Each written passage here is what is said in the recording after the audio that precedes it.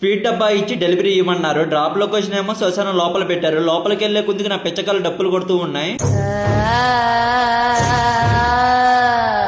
Night పూట చిచ్చు వస్తేనే వాష్రూమ్ పోవడానికి భయపడి పొద్దున్నే పోసుకోవచ్చులని అలాగే ఆపుకొని నిద్రపోయే డరిసాలే కానీ నేను అలాంటి పట్టుకొని శ్మశానం ఆటకు వచ్చేటట్టు చేశారు. ఇలా బుక్ అయిపోయానేంట్రా దేవుడా. ఈ రైడ్ నైట్ పూట గానీ వచ్చి ఉంటే ఫస్ట్ సపోర్ట్ చేయకుండా రూమ్ కి తీసుకెళ్లి నేనే మెక్కేవాడినేమో. కస్టమర్ ఏమో లొకేషన్ పెడితే ఇంటి బ్యాక్ సైడ్ పడిందంట, ఫ్రంట్ కి రమ్మని చెప్పింది. పార్సల్ అయితే హ్యాండ్ ఓవర్ చేసేసా.